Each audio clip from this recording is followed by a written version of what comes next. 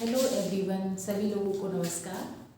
आज हम एक नए वीडियो के साथ आपके साथ उपस्थित हुए एक नए टॉपिक के साथ। 10th क्लास में एक चैप्टर है मेटल और नॉन मेटल। तो आज हम जो पढ़ेंगे वो पढ़ेंगे मेटल और नॉन मेटल। ये है मेटल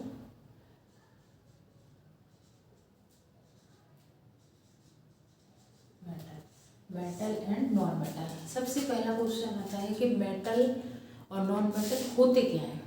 ठीक है, तो हम इनकी दो प्रॉपर्टीज़ होती हैं जिसकी सहायता से हम इनको अलग अलग कर पाएंगे। तो एक सबसे पहले हम इसकी पढ़ते हैं फिजिकल प्रॉपर्टी। Physical properties.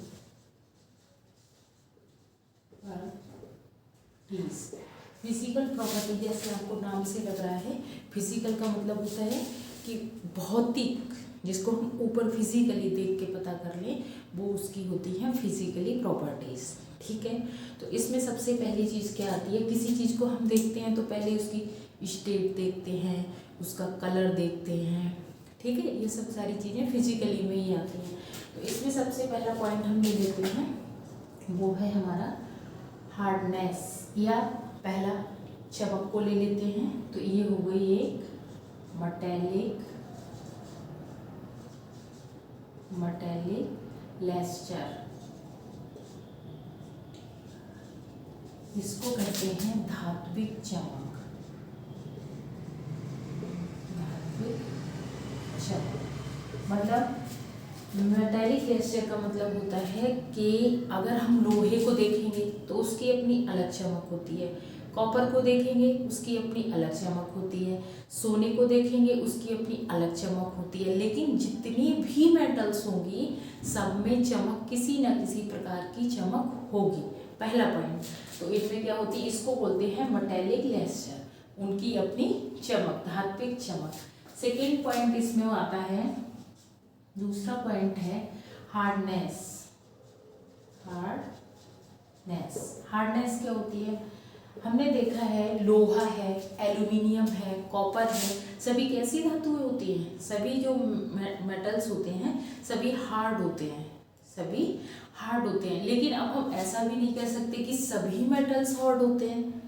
जैसे लिथियम है, सोडियम है, पोटेशियम है, ये इतने सॉफ्ट होते हैं कि इनको हम किससे काट देते हैं, चाकू से ही काट देते हैं। ठीक है, ये सॉफ्ट होते हैं और इसी की वजह से इनको चाकू से काटा जा सकता है। तो हम ये नहीं कह सकते कि सभी धातुएं हार्ड होती हैं। हाँ, बाकी धातुएं जो होती हैं वो हार्ड होती हैं। हार्डनेस जो होता है वो मेटल्स का एक गुण है, उसकी एक प्रॉपर्टीज है। ठीक है, उसके बाद थर्ड पॉइंट आता है हमारा, इसको बोलते हैं मैलिएबिलिटी।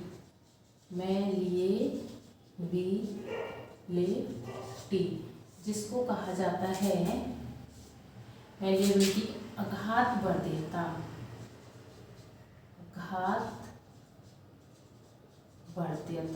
आघात जैसे लग रहा है, नाम से ही लग रहा है, आघात का मतलब होता है प्रहार करना किसी पे।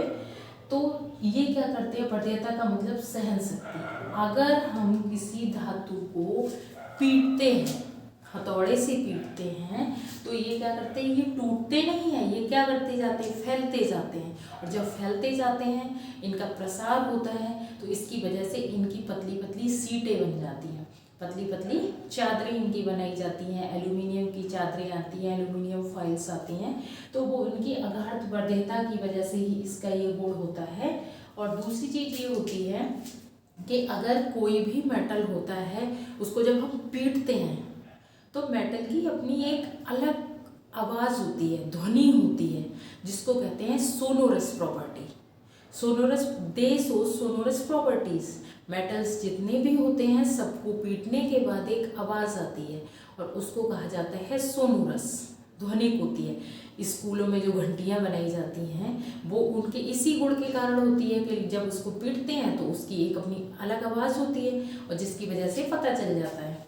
ठीक है, तो आघात वर्ध्यता की वजह से क्या होता है, इनमें इनकी सीटें बनाई जाती हैं पतली पतली। नेक्स्ट एक आता है डक्टिलिटी।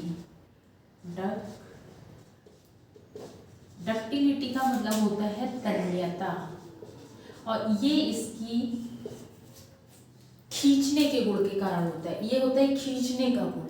क्या होता है, जो कॉपर होते हैं, सभी ने देखा होगा, अधिकतर जो घरों में वायरिंग होती है वो कॉपर की होती है, एल्यूमिनियम की होती है। तो इनके क्या होते हैं, इनमें एक खींचने का गुण होता है कि ये खींचते चले जाते हैं और टूटते नहीं हैं। सोने में सबसे ज़्यादा खींचने का गुण होता है। 1 ग्राम सोने से 2 किलोमीटर तक खींच के तार बना लिया जाता है। इसी वजह से सोने के सबसे ज़्यादा आभूषण बनाए जाते हैं, क्योंकि बहुत पतले पतले तार खींच लिए जाते हैं और उनसे आभूषण बना लिए जाते हैं। तो ये किसका गुण होता है, ये होता है मेटल्स का गुण। एल्यूमिनियम, कॉपर, चांदी, सोना, इन सब के वायर्स बनाए जाते हैं। ठीक है। नेक्स्ट उसके बाद एक आता है कंडक्टिविटी। अब कंडक्टिविटी 2 टाइप्स की होती है। एक तो होती है हीट की और दूसरी होती है इलेक्ट्रिक की। इलेक्ट्रिक, ठीक है। हीट आप समझ रहे होंगे, ऊष्मा, और दूसरी है इलेक्ट्रिक मतलब विद्युत। ठीक है। क्यों होता है ऐसा, हमने देखा है कि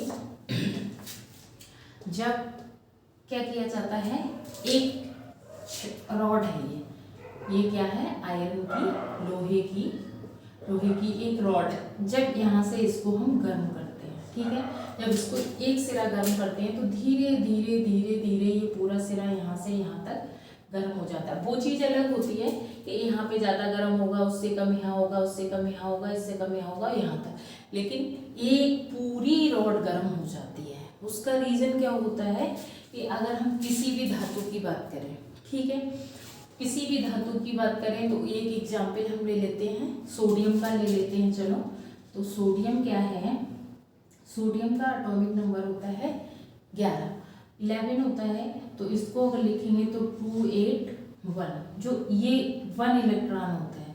ये अगर स्ट्रक्चर इसका बना है, ये न्यूक्लियस, ये फर्स्ट सेल, ये सेकंड सेल और ये थर्ड सेल, 3 सेल है इसमें, 1 2 3।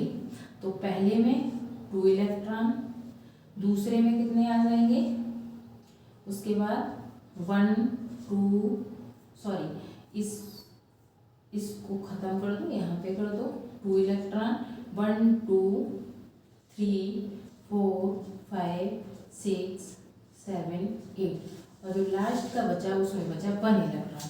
तो ये जो 1 इलेक्ट्रॉन होता है ये किसके लिए रेस्पॉन्सिबल होता है, ये कंडक्टिविटी के लिए रेस्पॉन्सिबल होता है।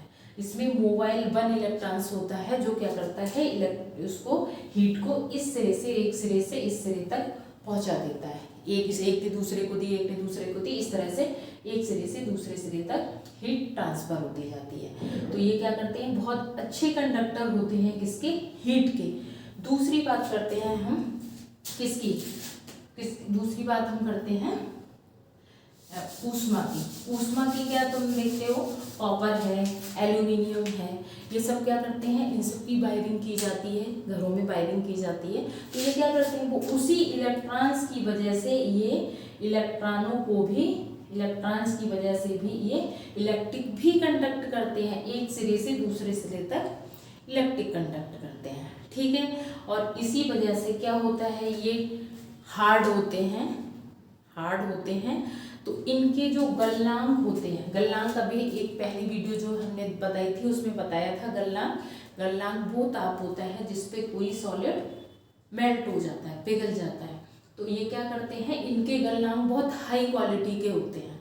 ठीक है। और हाई क्वालिटी होने की वजह से ये क्या होता है, टंगस्टन जो हम घरों में यूज़ किया जाता है बल्ब, उसमें टंगस्टन का यूज़ किया जाता है। ठीक है। उसका जो गलनांक होता है वो 1800 से भी ऊपर होता है, इसीलिए वो कितनी भी हीट, इतनी तेज़ गर्म होता है और वो पिघलता नहीं है। लेकिन अगर सभी मेटल्स में बात किया जाए तो ऑस्मियम होता है, ऑस्मियम का मेल्टिंग पॉइंट गलनांक बहुत ज़्यादा होता है, 3000 के करीब होता है। लेकिन ऑस्मियम हमें इतनी ज़्यादा मात्रा में मिल नहीं पाता, बहुत ज़्यादा कॉस्टली होता है, इसलिए टंगस्टन के वायर बनाए जाते हैं। ठीक है। तो ये सारी प्रॉपर्टीज़ तो किसकी हुई, मेटल्स की। अब हम कंपैरेटिवली पढ़ लेते हैं इसको, नॉन मेटल्स को। तो एक एक पॉइंट को इसी में हम कंसीडर करते जाते हैं। हाँ, तो अब ये चीज़ हमने कही कि ये हार्ड होते हैं, इनके गलनांक हाई होते हैं मेटल्स के। अब ये भी नहीं कह सकते कि सब हार्ड ही होते हैं। दो मेटल्स तो ऐसे हैं, सीजियम और गैलियम, उनको अगर हम हथेली पे रखें तो वो मेल्ट हो जाते हैं। इसका मतलब उनकी मेल्टिंग पॉइंट बहुत कम है, ठीक है। तो कुछ एक्सेप्शन हर जगह पे हैं, उन एक्सेप्शन को आपको विशेष ध्यान रखना है, क्योंकि एग्जाम में क्या होता है ना, जो छोटे वाले क्वेश्चन होते हैं वो एक्सेप्शन से ही बनते हैं, एक्सेप्शन से ही सारे बना के रख देते हैं एक एक नंबर वाले क्वेश्चन। चलिए ठीक है, आगे बढ़ते हैं। मेटालिक लेस्टर, ठीक है। मेटालिक लेस्टर किसमें इनमें होती है? नहीं होती।